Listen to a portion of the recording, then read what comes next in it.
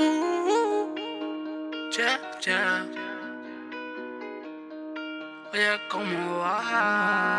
name is Fuga, the Real Excape. We got La Luz Films on the camera, and this is La Luz Films TV. You know what I mean? Introduce yourself, my friend. I'm Bryant Brown, born and raised in the CMD, Camden, New Jersey. Got sand in my shoes in '88, which is a colloquialism to say I moved from Camden down to Atlantic City and been here ever since. I come from nothing, basically. I'm basically from a family of alcoholics. My grandfather died on a bet that he couldn't drink 32 shots of whiskey. He won the bet but died. Left my grandmother with 5 kids. My mother was the oldest. That's why she was so tough. How was that for you growing up? Well, it changed our whole trajectory because mom, my mom and my dad, he was always there, but he wasn't there, if you know what I mean.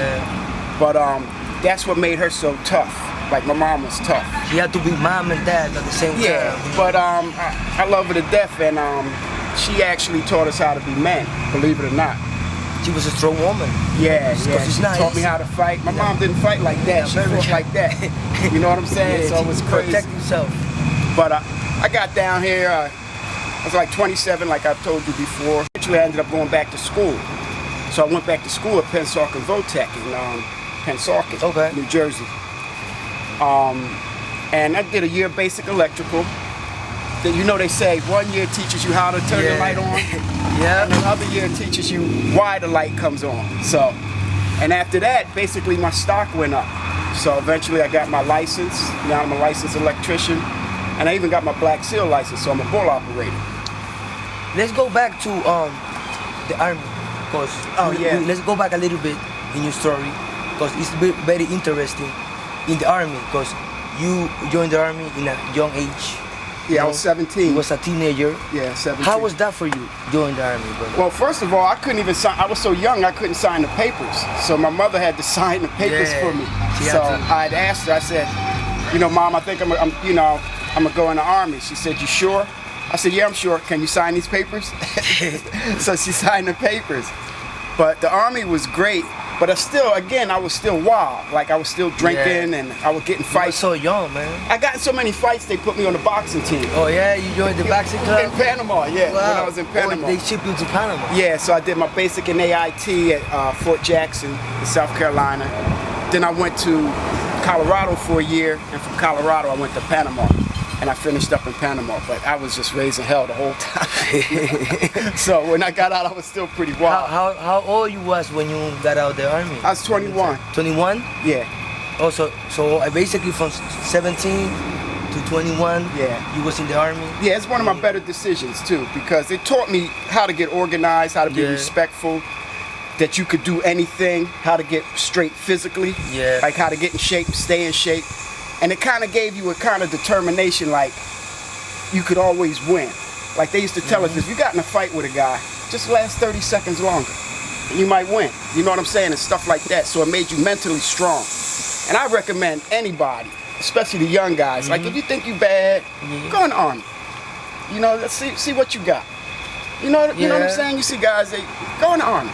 Because the baddest guys I ever met was Sergeant Williams and Sergeant Griffin. And I got their pictures on the wall in my house. They were bad. So basically that was like your career you started doing in the Army. Yeah, it kind of got me on the right trajectory, but I was still like out there, So after I got out, I still screwed around for almost like 6 years in Camden. That's when you returned from the Army. And you went back to Camden? I went back to Camden, and I was there for about 6 years. Raising hell, getting in trouble, and then when I turned 27, I was like, I got tired. That's when you made that transition? Yep, I came down here with the clothes on my back, man. And Atlantic City been good to me, man. When you decided to go to school, to get like a career, well, and I was working in the casinos. Yeah, you was 9-to-5 jobs and stuff. Yeah, and I had 2 jobs. I was working at the Sheraton, so I'd go to the casino job. I get on my bike, and I go over to the Sheraton. And I got tired of it, 2 jobs and stuff. Yeah, so my wife said a guy was doing like what they call retrofitting. Yes. electrical work. Okay. And I was working with it, so I liked it. Plus, I was making $25 an hour. Oh, that's not bad. Yeah. So my wife asked me. She said, "Do you like what you're doing?" I said, "Yeah, we're making $1,100 a week." She said, "Why don't you go back to school?"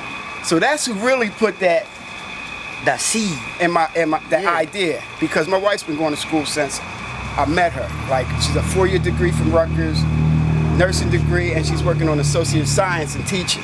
Basically, that was like your motivation. That's my girl. Yeah. So when she said that, I said, man, I've been out of school 18 years. I'm gonna look stupid, blah blah blah. But something just made. I guess that was that Army time. Well, yeah, I know I could do it if I do that it. Confidence. Yeah. So I went and did it, and I did well. I did all A's and B's, and my stock went up. So before, like, they would hire you for electrical jobs, but they say, well, what you know? I said, well, I've been to school. They say, well, you don't have any experience. I said, well, if you hire me, I get some experience. True. You can't have it both ways. True. You know, you can't get experience unless somebody give you a shot. But after the second year of electrical theory, my stock went up and I started getting better jobs. And fast forward to the casinos, Local 68. Then I went to Campbell Soups. After Soups, my stock was like really good. That's when you have your experience, started getting experience. Yeah, but I got tired of riding back and forth to Camden. Yeah. Guy I worked with at the Hilton, old AC Hilton, had got hired as director of the ACCC, as the facilities director. So on a whim, I just put an application in. He pulled my application and hired me, and I've been there ever since. That's been like 8 years now. Oh wow. Yeah, Russ. You put your time in. Yeah, so he just hired me on a whim. It's like, he said, I know that name. You know? How you started getting jobs independently? To branch, to be your own boss. One of my first jobs was my neighbor introduced me to Levi Bell. He's a master electrician, and he hired me, and that's what really, he ended up backdooring me into the union. In other words, the union wouldn't hire you unless you was an apprentice. But if the contractor was a union contractor, they had to hire you because he's a union contractor. We're here with Brian, you know.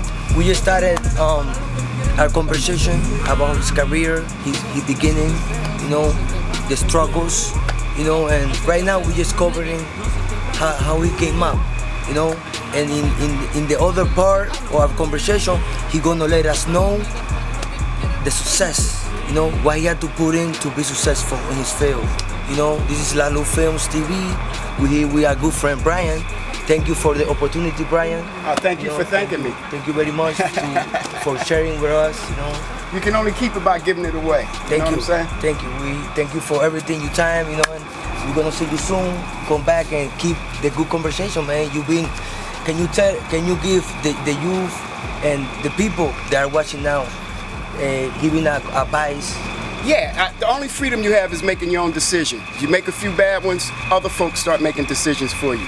So you just got to make good choices, you know, and most of your parents will tell you stuff. Listen to your parents, because your parents are never going to tell you nothing wrong. Yes, sir. Thank you. Thank you for your time, brother. Yes, sir. Thank you for your time. See you later, brother. Love and respect, man. Thank you, brother.